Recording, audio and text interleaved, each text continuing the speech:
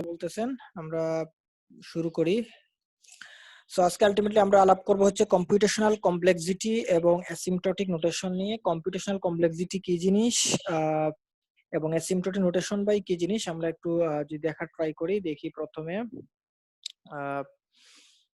এগুলো আমরা স্কিপ করে যাই যেহেতু হাতে সময় কম। দেখেন এখানে একটা অ্যালগরিদম দেয়া আছে। অ্যালগরিদম বলতে আপনারা আপাতত বুঝেন হচ্ছে আপনারা যে প্রোগ্রাম লিখেন, সি প্রোগ্রামে যে কোডটা লিখেন সেটাই মনে করেন যে এরকম একটা কোড লেখা আছে।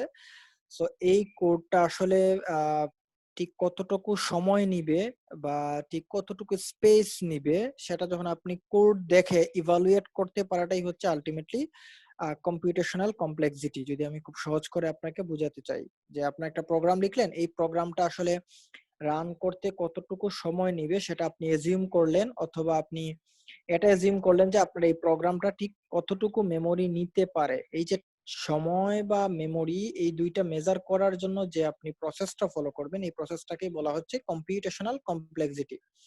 আর অ্যাসিম্পটোটিক নোটেশন হচ্ছে এই কম্পিউটেশনাল কমপ্লেক্সিটিকে আপনি যে নোটেশনের সাহায্যে প্রকাশ করবেন বা যে সাইনের মাধ্যমে বা যে প্রসেসের মাধ্যমে আপনি রিপ্রেজেন্ট করবেন বা বুঝাবেন মানুষকে বা নিজে বুঝবেন, এই রিপ্রেজেন্ট করার মাধ্যমটাকেই বলা হচ্ছে অ্যাসিম্পটোটিক নোটেশন। সো এখানে অর্ডার অফ গ্রোথ বলতে আলটিমেটলি বোঝাচ্ছে আমরা যে বললাম কতটুকু সময় লাগবে একটা অ্যালগরিদম বা একটা প্রোগ্রাম রান হতে, এই সময়ের উপর বেস করে একটা রেট অফ গ্রোথ আছে বা অর্ডার অফ গ্রোথ, যে কোনটা বেশি সময় লাগবে কোনটা কম সময় লাগবে, এটাকে অর্ডার অফ গ্রোথ বলা হচ্ছে। সো আলটিমেটলি কম্পিউটেশনাল কমপ্লেক্সিটি দুই ধরনের হয়, একটা হচ্ছে স্পেস কমপ্লেক্সিটি, একটা হচ্ছে টাইম কমপ্লেক্সিটি, যেটা আমরা একটু আগেই আলাপ করলাম। সো আমি কিন্তু আপনাদের এই টপিকটা বোঝাতে টেকনিক্যাল টার্ম একটু কম ব্যবহার করব যেহেতু আপনারা এটা থার্ড সেমিস্টারে আপনারা পড়তেছেন।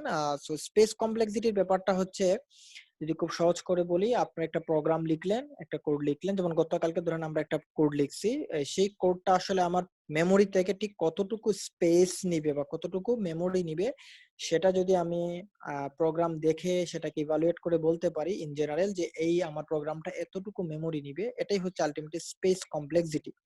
অর্থাৎ যখনই আপনাকে কেউ স্পেস কমপ্লেক্সিটি নিয়ে কোয়েশ্চেন করবে, দ্যাট মিনস সে মেমোরি নিয়ে আপনাকে সে জানতে চাচ্ছে বা আপনাকে ইভালুয়েট করতে চাচ্ছে।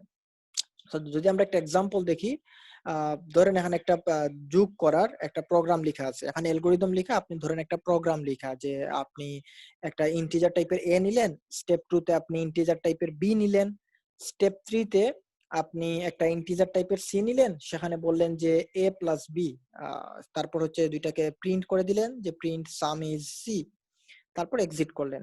এই মনে করেন 5 লাইনের একটা প্রোগ্রাম লিখলেন।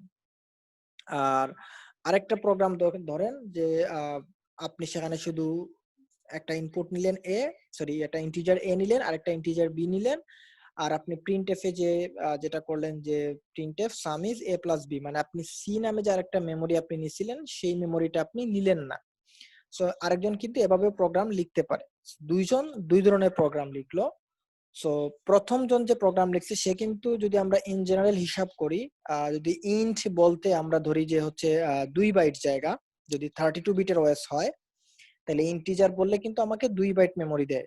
সো আপনি যখন ইন্টিজার এ নিচ্ছেন সে 2 বাইট মেমোরি নিচ্ছে, আবার যখন ইন্টিজার বি নিচ্ছেন সে আরো 2 বাইট মেমোরি নিচ্ছে, আবার যখন আপনি ইন্টিজার সি নিচ্ছেন সে আরো 2 বাইট, মানে আপনার প্রথম প্রোগ্রাম মোট 6 বাইট জায়গা নিবে।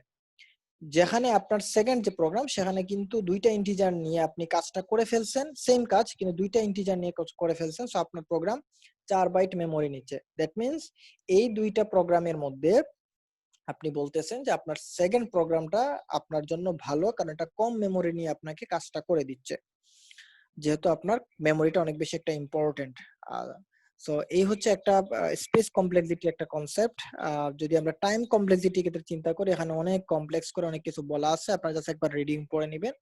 বাট এর মূল কথাটাই হচ্ছে আপনি একটা প্রোগ্রাম রান করার পর বা রান করার আগে আপনি আগেই অ্যাজিউম করবেন যে প্রোগ্রামটা রান হলে বা এক্সিকিউট করতে গেলে এক্সিকিউশন টাইমে ঠিক কতটুকু সময় নিবে, সেটা যখন আপনি ফাইন্ড আউট করবেন সেটাই হচ্ছে টাইম কমপ্লেক্সিটি।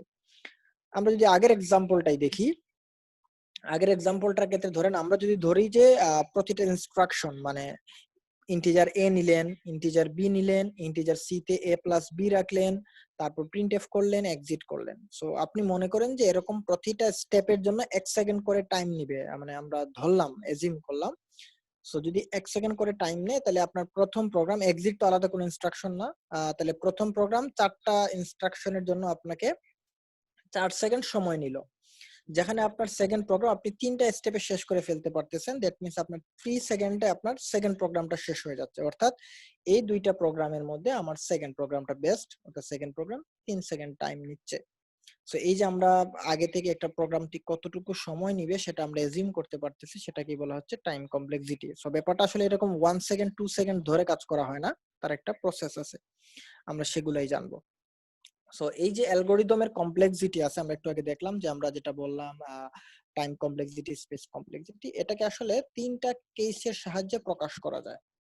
সো 3টা কেস বলতে একটা হচ্ছে oats case, best case, average case. Oats case হচ্ছে আপনার যদি এমন হয় যে আপনি যে প্রোগ্রামটা লিখলেন সেই প্রোগ্রামটা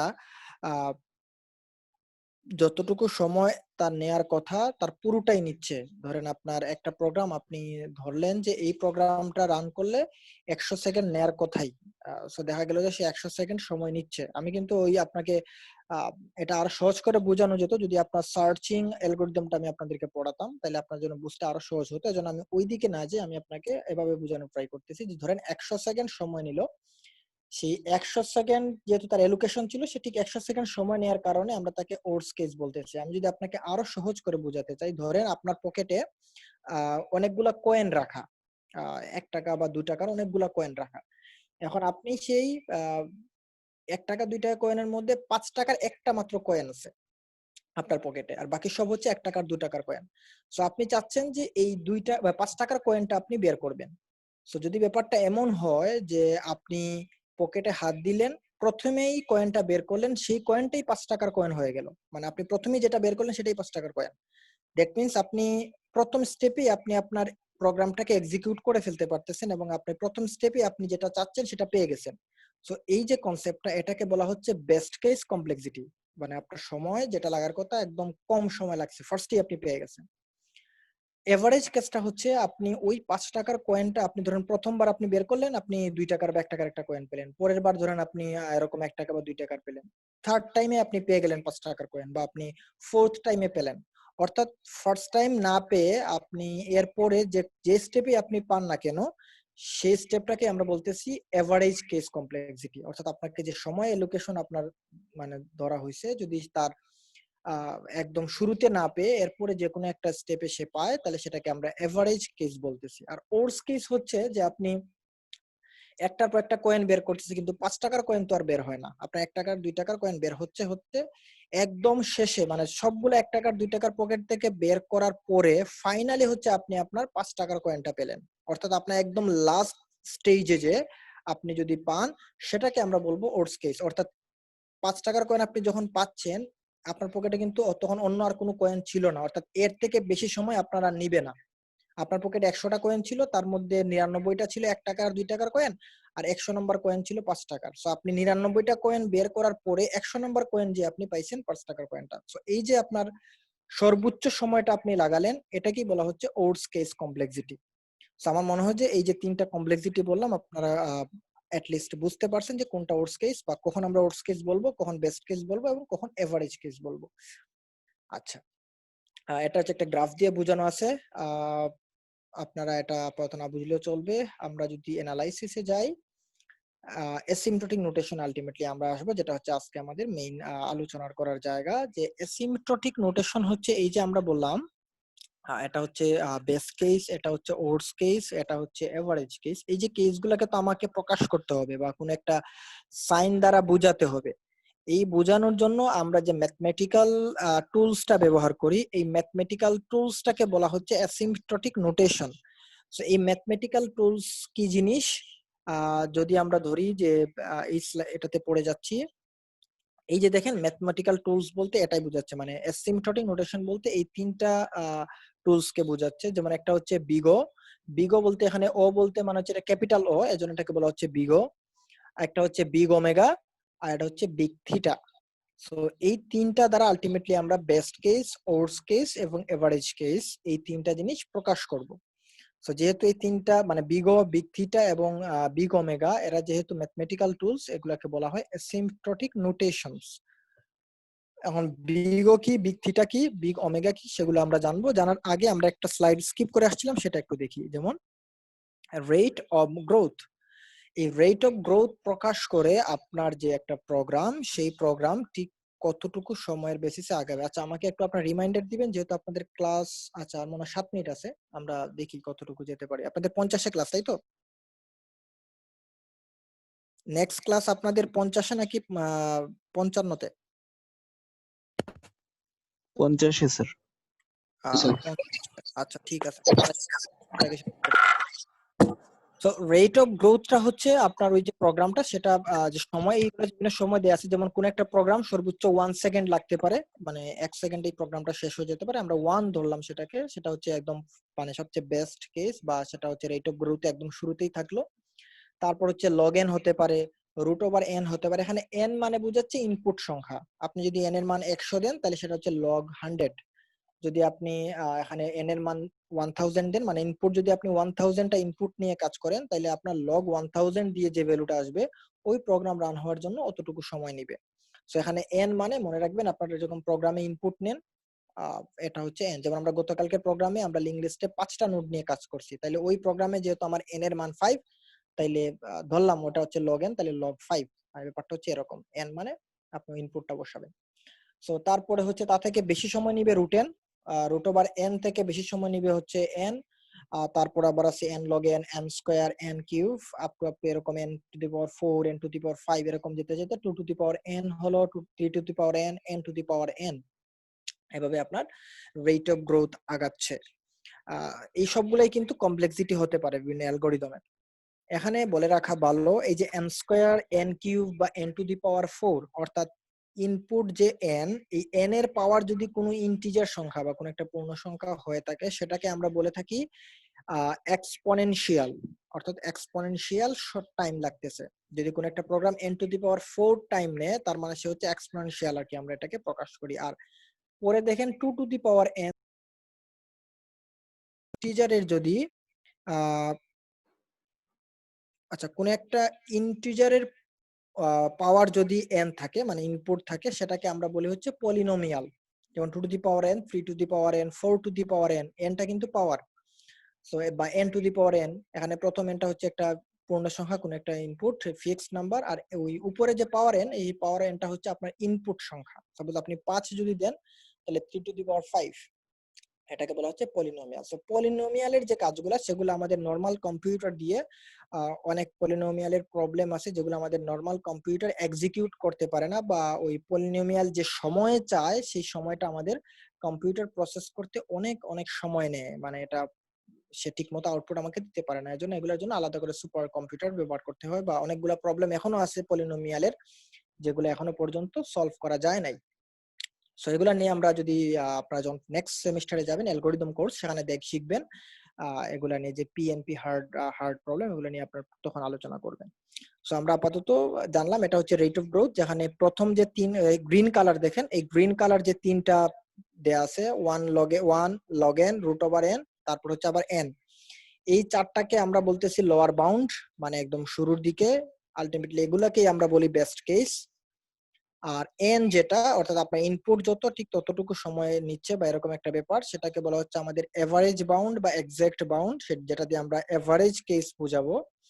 আপার বাউন্ড, যেমন এন থেকে শুরু করে পরের সবাই সবাই হচ্ছে আপার বাউন্ড, এগুলোকে আমরা ইন জেনারেল বলতেছি হচ্ছে ওটস কেস। আচ্ছা, এবার আমরা যদি পরের স্লাইডে যাই, একটু আমরা পড়ে ফেলছি যে এই তিনটা হচ্ছে নোটেশন। এবার আমরা বিগ ও নোটেশন বলতে আসলে কি বোঝায় সেটা বুঝার ট্রাই যদি করি। আজকে আমাদের 3 মিনিট সময় আছে, এটা আসলে তিনটা টার্ম এখন বোঝা সম্ভব না, মানে 3 মিনিটে। তো এই সমস্যা না, তারে অবশ্য লেট হইতে পারে একটু, আচ্ছা কারণ প্রসেস করতে তো অনেক সময় লাগে, 5 মিনিট তো এমনিও যাই। আচ্ছা ঠিক আছে, তাহলে আমি একটু আপনাদেরকে আপাতত, ঠিক আছে আমরা এগুলো পড়বো, আমরা একটু লাস্টের দিকে কিছু স্লাইড আছে, সেগুলো আগে একটু শেষ করে ফেলি। সো আপাতত রাখেন big O theta, big O notation, sorry big O omega, big theta এবং বিগো নোটেশন, এই তিনটা নোটেশন নিয়ে আমরা একটু পরে পড়তেছি। তার আগে আমরা চলে আসি যে একটা প্রোগ্রাম থেকে বা একটা কোড থেকে আমরা কিভাবে কমপ্লেক্সিটি বের করব। সো এক্ষেত্রে বলে রাখা ভালো, আমরা এখানে বিগো দ্বারা আলটিমেটলি ওর্স কেসই বোঝাচ্ছি এবং এখানে আমরা বেস্ট কেস বা এভারেজ কেস নিয়ে আপাতত আমরা আলাপ করব না এই টাইম কমপ্লেক্সিটি বের করার ক্ষেত্রে। এর কারণ হচ্ছে একটা অ্যালগোরিদম বা একটা প্রোগ্রাম আর একটা প্রোগ্রাম থেকে ভালো নাকি খারাপ এটা একমাত্র ওর্স কেস সঠিকভাবে ডিফাইন করতে পারে। ব্যাপারটা হচ্ছে এমন যে একজনের পকেটে ধরেন 50টা কয়েন আছে, আমরা যে প্রথমে যে এক্সাম্পল দিচ্ছিলাম, আরেকজনের পকেটে 100টা কয়েন আছে। এখন যদি এভারেজ কেস চিন্তা করি, বেস্ট কেসের ক্ষেত্রে কি যে দুইজনেই পকেটে হাত দিল, প্রথমে সে 5 টাকার কয়েনটা পেয়ে গেল, এটা দুইজনের জন্যই বেস্ট কেস। সো এই বেস্ট কেসের কিন্তু আলোকে আমরা বলতে পারবো না যে যার পকেটে 50টা কয়েন আছে সে খারাপ, বা সে এবং যার পকেটে 100টা কয়েন আছে সে দুইজনই সমান, এটা কিন্তু আমরা বলতে পারবো না। কারণ একজনের পকেটে 50টা কয়েন আর একজনের পকেটে 100টা coin. That means best case আমাকে বলতে পারতেছে না যে কে বেশি কে কম। আচ্ছা, এবার যদি আসি এভারেজ কেসের ক্ষেত্রে, এভারেজ কেস আমরা দেখছিলাম যে বেস্ট কেসের পর থেকে ওর্স কেসের আগ পর্যন্ত, অর্থাৎ সেকেন্ড স্টেপ থেকে শুরু করে লাস্ট স্টেজের আগ পর্যন্ত যে পজিশনে আমি পাই না কেন সেটাকে আমরা এভারেজ কেস বলতেছি। এখন যার পকেটে 50টা কয়েন সে মনে করেন যে 5 টাকার কয়েনটা 5 নাম্বার স্টেজে যেয়ে পেল, আর যার পকেটে 100টা কয়েন সে মনে করেন যে 5 টাকার কয়েনটা 2 নম্বর স্টেজে পেয়ে গেল। দুইটাই কিন্তু এভারেজ কেস। বাট আপনি এর আলোকে বলতে পারবেন না যে যার পকেটে 100টা কয়েন আছে সে হচ্ছে ভালো, আর যার পকেটে 50টা কয়েন সে হচ্ছে খারাপ বা তার হচ্ছে সময় বেশি লাগবে, এটা কিন্তু আপনি বলতে পারতেছেন না। দ্যাট মিনস এভারেজ কেসও আপনাকে এক্স্যাক্টলি বলতে পারতেছে না যে কোন প্রোগ্রাম কোনটা থেকে বেশি সময় নিবে, মানে কে বেশি সময় নিবে কে কম সময় নিবে, এটা কিন্তু এক্স্যাক্টলি সে বলতে পারতেছে না।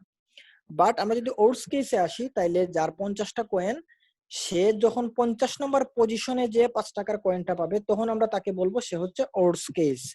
আবার বেস্ট ইয়ার ক্ষেত্রে 100টা কয়েন যারা আছে তার ক্ষেত্রেও আমরা বলবো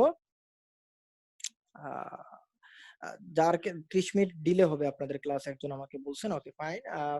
100টা কয়েন যার কাছে আছে সে, তার ক্ষেত্রেও দেখেন সেম কেস, সে 100 নাম্বার পজিশনে যে যদি 5 টাকার কয়েনটা পায় তাহলে তখন আমরা সেটাকে ওর্স কেস বলবো। অর্থাৎ আমরা এই ওর্স কেস দেখে বুঝতেছি যে যার কাছে 100টা কয়েন আছে তার জন্য 100 সেকেন্ড সময় লাগতেছে বা 100 বার তাকে ট্রাই করতে হচ্ছে, আর যার পকেটে 50টা কয়েন আছে তাকে সর্বোচ্চ 50 বার ট্রাই করতে হচ্ছে বা 50 সেকেন্ড সময় লাগতেছে। সো এই ওর্স কেসের বেসিসে আমরা বলতে পারতেছি যে কার কাছে 50টা আছে আর কার কাছে 100টা আছে, বা কার কাছে হচ্ছে 50 সেকেন্ড লাগবে আর কার হচ্ছে 100 সেকেন্ড লাগবে। দ্যাট মিনস ওর্স কেস একমাত্র পুঙ্খানুপুঙ্খভাবে দুইটা অ্যালগোরিদম বা দুইটা প্রোগ্রামের মধ্যে কার সময় বেশি লাগবে কার সময় কম লাগবে সেটা ডিফাইন করতে পারে। সো এজন্য আমরা এরপর থেকে এখন থেকে যে কাজটা শুরু করতেছি সেটা মেজার করার জন্য, কমপ্লেক্সিটি ফাইন্ড আউটের জন্য আমরা ওর্স কেসটাকেই প্রাধান্য দিচ্ছি। ঠিক আছে, বাট এভারেজ কেস এবং বেস্ট কেস সেটাও যে আমরা দেখবো না এরকম না, আমরা সেগুলো দেখবো পরবর্তীতে, বাট আজকে আমরা ওর্স কেসটা নিয়ে আগাচ্ছি। যেমন প্রথম যে প্রোগ্রামটা দেখি, যেমন ধরেন a = 4 দেয়া আছে, b = a + 7, মানে ধরেন সে 7 যোগ করলো, ধরেন এটা একটা প্রোগ্রাম লিখলাম, কোড লিখলাম, নাথিং এলস। সো একটা ফর লুপ চালালাম, যেহেতু আপনার ফর লুপের সাথে পরিচিত, সেটা n পর্যন্ত চলবে এবং লাস্টে হচ্ছে সবগুলাকে যোগ করে দিবে। সো এটা ছোট্ট একটা প্রোগ্রাম লেখা। সো এই প্রোগ্রামের কমপ্লেক্সিটি কি হবে? সো কমপ্লেক্সিটির ক্ষেত্রে দেখেন একটা কথা মাথায় রাখবেন, যখন কোন একটা সিঙ্গেল স্টেটমেন্ট থাকে, স্টেটমেন্ট বলতে বোঝাচ্ছে যে প্রতিটা স্টেপ বা প্রতিটা লাইন আপনার কোড ব্লকসে বা আপনি প্রোগ্রাম করার সময় যে লাইনগুলো লেখেন প্রত্যেকটা লাইন এক একটা স্টেটমেন্ট। সো ইন জেনারেল যে স্টেটমেন্ট কিন্তু লুপ বা এই ধরনের জিনিসপত্র নেই, সেই প্রত্যেকটা স্টেটমেন্ট মিনিমাম 1 সেকেন্ড করে সময় নেয়, মানে এটাকে ইন জেনারেল ধরা হয় যে এই স্টেটমেন্টের জন্য 1 সেকেন্ড সময় লাগবে। সো যেমন প্রথম যে স্টেপটা a = 4, এইটা ধরেন যেহেতু এটা একটা স্টেটমেন্ট, সিম্পল স্টেটমেন্ট, এই স্টেটমেন্ট 1 সেকেন্ড সময় নিবে, এজন্য আমরা প্রথমে একটা 1 পেলাম। আচ্ছা, আমার কার্সর কি দেখা যায় আপনাদের? কার্সর আপনারা দেখতে পাচ্ছেন না? অ্যানোটেশন লাগবে? দেখা যায় স্যার। মানে কার্সর, আচ্ছা আমি হাইলাইটার ব্যবহার করি, ওকে ফাইন। এখন মনে হয় হাইলাইটারটা দেখতে পাচ্ছেন, হ্যাঁ? সো দেখেন যে a ইকুয়াল টু যে 4, এইটা হচ্ছে আলটিমেটলি এই যে 1 সেকেন্ড সময় নিচ্ছে, ফাইন।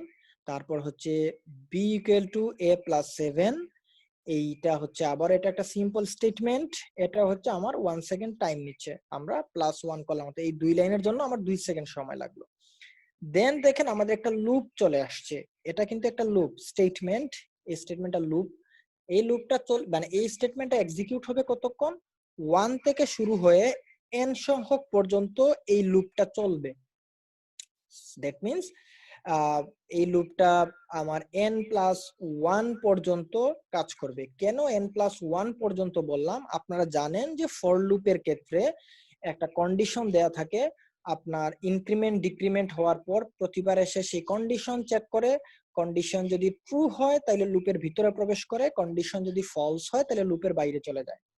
সো এই যে লাস্ট যে স্টেজ বললাম যে কন্ডিশন ফলস হলো, এই ফলস হওয়ার পর কিন্তু সে ভিতরে প্রবেশ করবে না, বাট এই ফলস হওয়ার সময় কিন্তু এই লাইনটা কিন্তু এক্সিকিউট হচ্ছে ঠিকই, অর্থাৎ এই লাইনে এসে সে আগে চেক করতেছে যে এটা ট্রু নাকি ফলস, যদি ফলস হয় তাহলে সে ভিতরে যাবে না, বাইরে থেকে চলে যাবে, অর্থাৎ এই যে একটা বার সে কিন্তু বেশি চেক করতেছে ভিতরের লাইন থেকে। দ্যাট মিনস আমার এই ফর লুপটা n+1 পর্যন্ত চলতেছে, যেখানে ভিতরের যে লাইনটা, লুপের ভিতরে যে লাইনটা আছে, সে কিন্তু ওই লুপ যতক্ষণ ট্রু হচ্ছে ততক্ষণ চলতেছে। তাহলে লুপটা কতক্ষণ পর্যন্ত ট্রু হতে পারে, কন্ডিশন দিলে আমরা n পর্যন্ত দিয়ে রাখছি, সো আমার কন্ডিশন মানে লুপটা n পর্যন্ত বার চলবে। দ্যাট মিনস তার ভিতরের যে লাইন, এটা কিন্তু একটা সিম্পল স্টেটমেন্ট ছিল, বাট এটা লুপের ভিতরে চলে আসায়, আর এই লুপটা যেহেতু n সংখ্যক বার চলবে, এজন্য তার ভিতরের লাইনটা কমপ্লেক্সিটি হয়ে যাচ্ছে n। সো এই হচ্ছে ইন জেনারেল আমার এই 4টা লাইন থেকে পাওয়া কমপ্লেক্সিটি। এবার এটাকে যদি আমরা ম্যাথমেটিক্যালি জাস্ট ক্যালকুলেশন করি, যে এখানে n+1 প্লাস n দেয়া আছে, তার মানে দুইটা 2n প্লাস 1 হচ্ছে তিনটা, সো 2n প্লাস 3। এবার আমরা আসি যে এটার শুধুমাত্র বিগ অফ n লিখলাম কিভাবে। দেখেন এখানে 2 এবং 3 দুইটা হচ্ছে একটা কনস্ট্যান্ট নাম্বার বা কনস্ট্যান্ট ভ্যালু, বাট n যেটা সেও কিন্তু সে হচ্ছে একটা ইন্টিজার সংখ্যা, পূর্ণ সংখ্যা। এই n এর ভিতরে কিন্তু 2 আছে 3 ও আছে, যেহেতু n একটা পূর্ণ সংখ্যা এবং সে যেহেতু 1 2 3 4 5 সবগুলাকে রিপ্রেজেন্ট করে, দ্যাট মিনস এই কনস্ট্যান্ট ভ্যালু গুলাকে আমরা চাইলেই সিম্পল করে n এর ভিতরে প্রকাশ করা দিতে পারি। অর্থাৎ ধরলাম n এর মান হচ্ছে 5, তাইলে 2 টু দি পাওয়ার 5 মানে কত, 10 প্লাস 3, অর্থাৎ ধরেন আমার এই স্টেপটা 13টা পজিশন নেবে, মানে 13 বার মানে কাজ করবে। তো এই 13 নামক যে সংখ্যাটা, এটা কিন্তু ঠিক n এর ভিতরেও আছে। 13 বলতে 13 যে একটা পূর্ণ সংখ্যা সেটা আমরা সবাই জানি, দ্যাট মিনস আমরা 13 মানে n বলতে পারি। তো এই জন্য আমরা এটাকে জেনারেলাইজ করার জন্য বা জিনিসটাকে আরো সিম্পল করে নিয়ে আসার জন্য, যদি কোনো কনস্ট্যান্ট ভ্যালু থাকে, সেই কনস্ট্যান্ট ভ্যালুকে আমরা n এর মধ্যে ইন করে দিতে পারি, এবং আমরা ফাইনালি শুধু n রাখলাম। সো ফাইনালি আমার এই প্রোগ্রামের কমপ্লেক্সিটি হচ্ছে বিগ অফ n। ক্লিয়ার? যদি এটা বিগ অফ n হয় তাহলে আমরা পরের প্রোগ্রামটা দেখি। দেখেন এখানে আরেকটা প্রোগ্রাম লেখা আছে যেখানে দুইটা লুপ চলতেছে, উপরে 1 2 3 4 এগুলো আলটিমেটলি আপনি এই প্রোগ্রাম থেকে দেখতে পাচ্ছেন। 1 2 3 4 আসলে খুব একটা কাউন্ট হচ্ছে না, কারণ এই 1 2 3 এগুলা কিন্তু দিন শেষে n এর ভিতরেই প্রবেশ করে ফেলতেছে।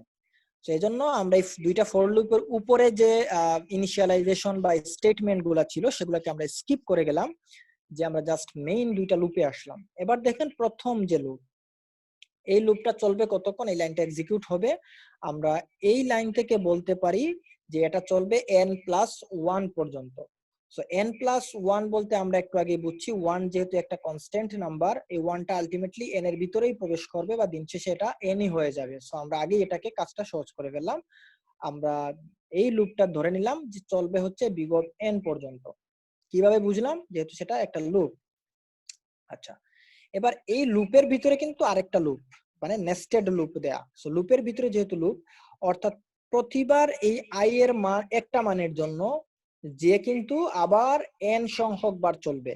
জিনিসটা মাথায় রাখেন যে একটা ভ্যালুর জন্য i এর যে এর মান আবার 1 থেকে n পর্যন্ত চলবে। সো নরমালি এই সেকেন্ড লুপ যে 1 থেকে n পর্যন্ত চলা মানে হচ্ছে বিগ অফ n, আর যেহেতু একটা মানের জন্য এটা আবার n সংখ্যক বার চলবে, দ্যাট মিন্স এই ভিতরের লাইনটা n ইনটু n সংখ্যক বার চলবে। কনসেপ্টটা বুঝতে পারছেন কিনা আমি শিওর না, আমি আবার যদি আপনাদের একটু বলি যে এটা যদি n সংখ্যক বার চলে, তাইলে আমার এই যে ভিতরের লাইনটা এ চলবে হচ্ছে n ইনটু n। কেন n ইনটু n হলো সেটা যদি কেউ না বুঝে থাকেন প্রশ্ন করতে পারেন, আমি আপনাকে ভিন্নভাবে বোঝানোর ট্রাই করব। যে কেন এই লাইনটা n ইনটু n হলো, এটা কি সবাই বুঝতে পারছেন নাকি কেউ বুঝেন না, এমন কেউ আছেন কিনা? বুঝছি স্যার। আচ্ছা, সো যেহেতু i এর একটা মানের জন্য n বার, আবার i এর দুইটা মানের মানে সেকেন্ড ভ্যালুর জন্য আবার n সংখ্যক বার, এভাবে আলটিমেটলি n ইনটু n সংখ্যক বার হচ্ছে। আর এই লুপ যদি n ইনটু n সংখ্যক বার হয়, তার ভিতরের জিনিসটা কিন্তু আলটিমেটলি n ইনটু n সংখ্যক বারই হচ্ছে।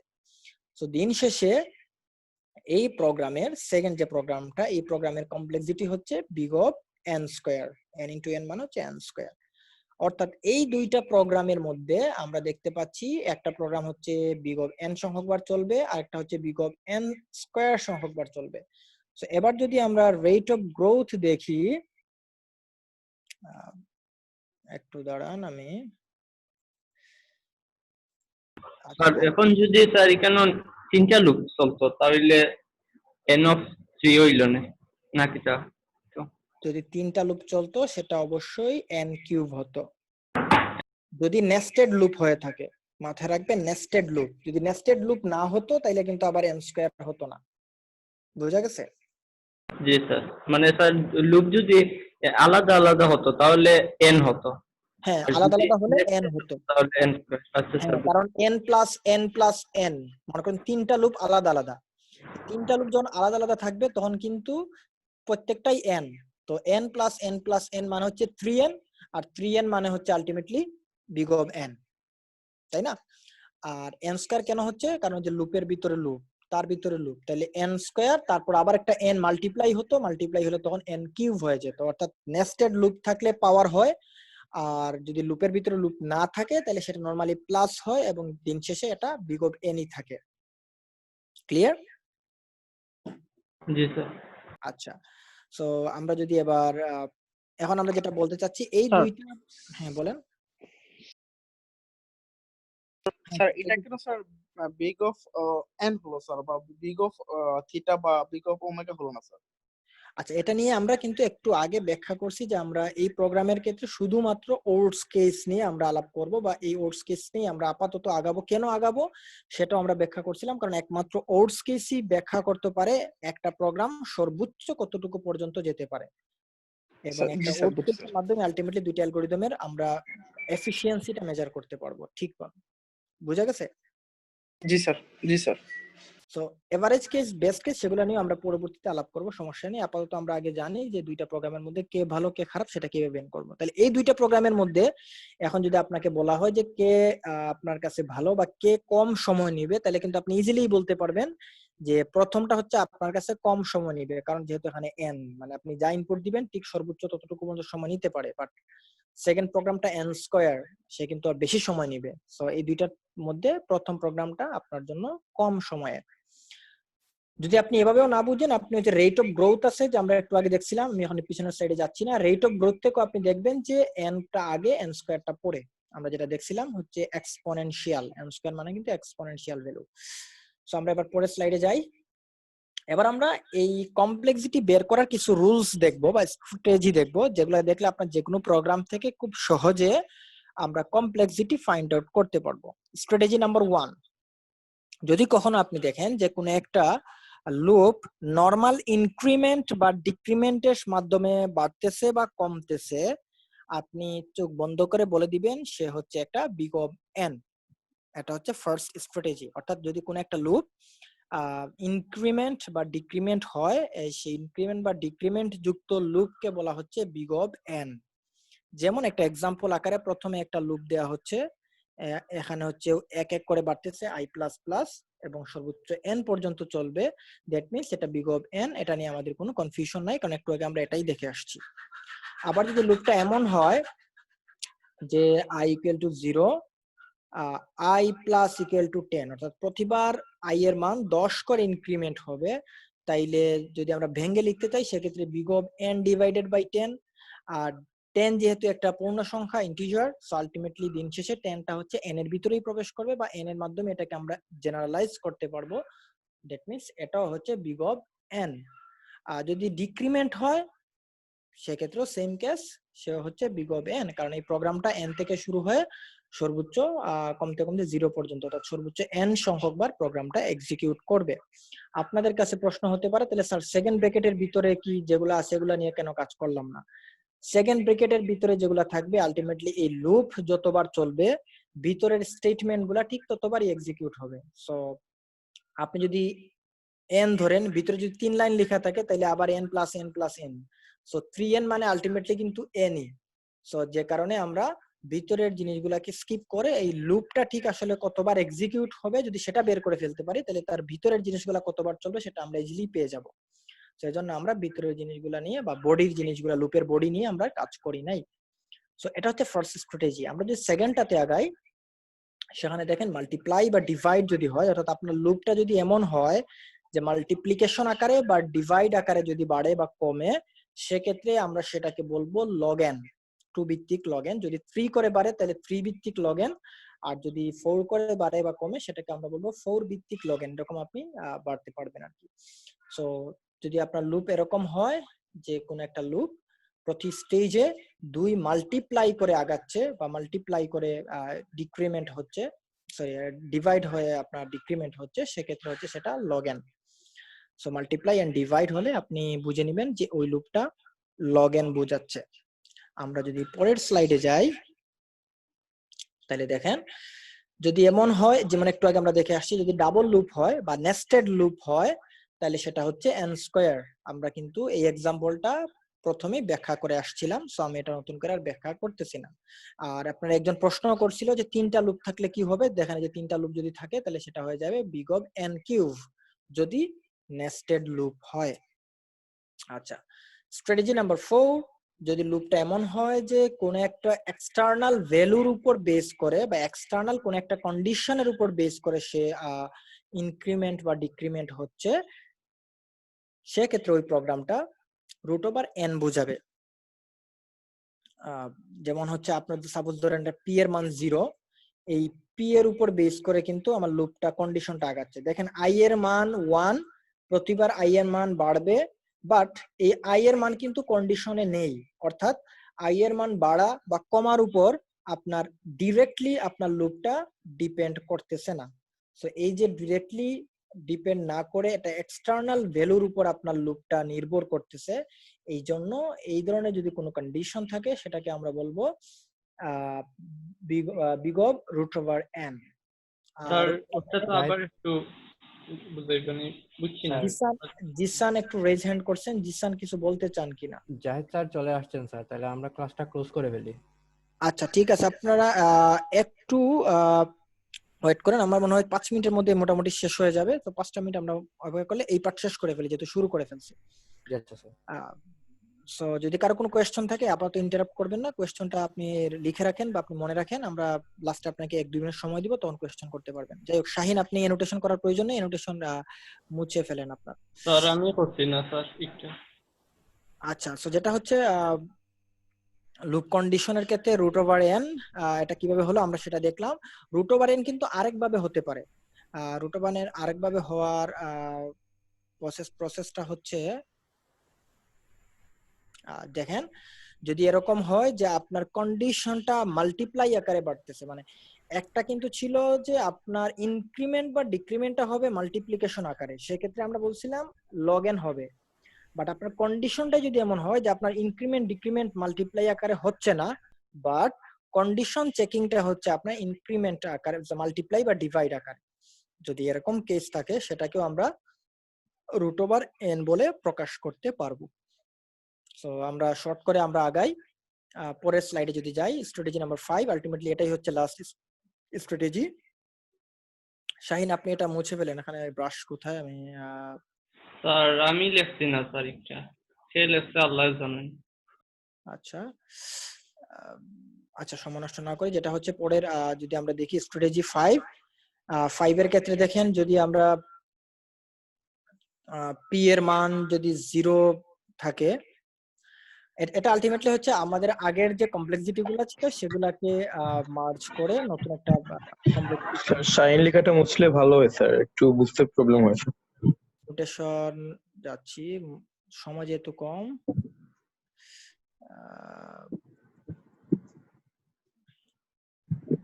ঠিক আছে এবার? হ্যাঁ স্যার, এখন ঠিক আছে, থ্যাংক ইউ। আচ্ছা, সো আমরা যেটা নিয়ে আলাপ করতেছিলাম সেটা হচ্ছে যে আমাদের স্ট্র্যাটেজি নাম্বার 5 দেখেন হচ্ছে পি এর মান হচ্ছে 0, একটা লুপ দেয়া আছে যেটা হচ্ছে 2 মাল্টিপ্লাই করে ইনক্রিমেন্ট হচ্ছে। যদি এরকম কেস থাকে আমরা জানি এটাকে বলছিলাম আমরা লগ এন। দেখেন এই লুপটা কিন্তু পি এর উপর ডিপেন্ড করতেছে না, এই লুপটা হচ্ছে আই এর উপরই ডিপেন্ড করতেছে এবং আই প্রতিবার 2 করে মাল্টিপ্লাই আকারে ইনক্রিমেন্ট হচ্ছে। সেই জন্য আমরা এটাকে বলতেছি লগ এন, মানে 2 ভিত্তিক লগ এন। বাট পরের যে লুপটা, এই লুপটা দেখেন ডিপেন্ড করতেছে এই যে পি এর উপরে এবং পি এর উপর বেস করে আলটিমেটলি এই লুপটা আগাচ্ছে। এবং এই পি এর মান যদি 100 হয়, অর্থাৎ পি মানে কিন্তু এখানে আলটিমেটলি এন বোঝাচ্ছে। আপনি যদি পি এর মান 100 হয় আপনার সেকেন্ড লুপটা 100 বার চলবে। পি এর মান যদি 200 হয় তাহলে সেকেন্ড লুপটা জে এর মান 1 থেকে শুরু হয়ে 200 বার চলবে। এতটুকু যদি আমরা বুঝি, অর্থাৎ এন এর বদলে এখানে পি আসছে, বাট এটাও যেহেতু 2 আকারে মাল্টিপ্লাই হয়ে কাজ করবে, ইনক্রিমেন্ট ডিক্রিমেন্ট হবে, সো এটাও হচ্ছে লগ, বাট এটা লগ এন না হয়ে এটা হচ্ছে লগ পি। কেন লগ পি সেটা আমার মনে হয় যে আপনারা বুঝতে পারছেন, কারণ এই এখানে এন বলতে যা বোঝানো হচ্ছে এখানে পি বলতে সেম একই জিনিসই বোঝানো হচ্ছে। সো এটা আসলো লগ পি। এই পি এর মান কিন্তু প্রথম লুপের উপর ডিপেন্ডেন্ট। প্রথম লুপ যদি 100 বার চলে তাহলে পি এর মান কিন্তু সে অনুযায়ী চেঞ্জ হচ্ছে। প্রথম লুপ যদি 200 বার চলে তাহলে তার উপর বেস করে পি এর মান চেঞ্জ হচ্ছে। অর্থাৎ আমরা মোট কথা বলতে পারি যে P equal to log of N, অর্থাৎ এই প্রথম লুপ যতবার চলবে পি এর মান তাই হবে। সো যদি আমরা P equal to log of N বলতে পারি, আলটিমেটলি পুরো প্রোগ্রামের কমপ্লেক্সিটি হচ্ছে বিগ অফ লগ পি মানে আবার log n, so big of log n. So এভাবে আপনি একটা ডাবল লুপ থাকলে বা ডিফারেন্ট টাইপের কোনো লুপ থাকলে, স্টেটমেন্ট থাকলে সেগুলোকে আপনি ইভালুয়েট করে ফাইনাল কমপ্লেক্সিটি বের করতে পারেন। আমরা যদি আরেকটা এক্সাম্পল দেখি লাস্ট, সেই এক্সাম্পলটা আপনি এখানে দেখেন। এটা হচ্ছে big of N log N. কেন এন লগ এন? এটা হচ্ছে এন সংখ্যক বার চলবে, আর এই প্রতিটা এন এর মানের জন্য এটা হচ্ছে ডিভাইড হয়ে ঠিক এতটুকু চলবে, যেহেতু 2 ডিভাইড হচ্ছে সো আমরা লগ এন। আর প্রথমটা যেহেতু এন তাইলে আলটিমেটলি দুইটা মাল্টিপ্লাই হবে। কেন? কারণ এগুলো হচ্ছে নেস্টেড লুপ। সো নেস্টেড লুপের কারণে মাল্টিপ্লাই হয় N into log n. So ultimately আমার এই কোড স্নিপেটের কমপ্লেক্সিটি হচ্ছে big of log n. So আমার মনে হয় যে big of log NO clear. আমরা যদি একটা এক্সারসাইজ দেখি, এটা হচ্ছে আপনাদের কাজ। আমি এই কোডটা আপনাদের টাস্ক হিসাবে গুগল ক্লাসরুমে দিয়ে দিব। আপনারা যেটা করবেন, আগের যে নলেজটুকু সেটুকুর আলোকে আপনারা বের করবেন যে আপনার এই প্রোগ্রামের কমপ্লেক্সিটি কি হতে পারে, সেটা আপনারা বের করবেন। এটা স্লাইডে দেয়া নাই অ্যানসারটা, এই অ্যানসারটা আপনারা বের করে গুগল ক্লাসরুমে অ্যাসাইনমেন্ট আকারে সাবমিট করবেন। আমরা এটা কোয়েশ্চেন আকারে ক্রিয়েট করে দিব, যেহেতু আপনার এখানে কোনো ফাইল অ্যাটাচমেন্টের ব্যাপার নেই। সো আপনারা সেখানে আনসার দিবেন এবং আনসার দেওয়ার পর অন্যদেরও আনসার দেখতে পারবেন। সেখানে যদি আপনার কোনো কোয়েশ্চেন থাকে, অন্যজনের আনসার দেখার পরে আপনি তো আনসার দিবেন, দেওয়ার পর তো আপনি অন্যের আনসার দেখতে পারবেন। সেক্ষেত্রে আপনি অন্যের আনসারে যদি আপনার কোনো কনফিউশন থাকে আপনি সেখানে কমেন্ট করবেন এবং তার সাথে ডিসকাস করবেন যে সে যে আনসারটা করছে কিভাবে করছে। তাহলে আপনাদের নিজেদের মধ্যেকার ডিসকাশনটা কন্টিনিউ হবে এবং আপনারা গ্রুপ স্টাডির মাধ্যমে শিখতে পারবেন। সো এই ছিল আজকের আপাতত কম্পিউটেশনাল কমপ্লেক্সিটি। যেহেতু আপনাদের টাইম অন্য ক্লাস শুরু হয়ে গেছে, সো আমরা আপাতত এটা ক্লোজ করে দেই। আমাদের রেকর্ড ক্লোজ। এখন আপনার যদি কোনো কোয়েশ্চেন থাকে আপনারা কোনো কোয়েশ্চেন করতে পারেন, আদারওয়াইজ আমরা ক্লোজ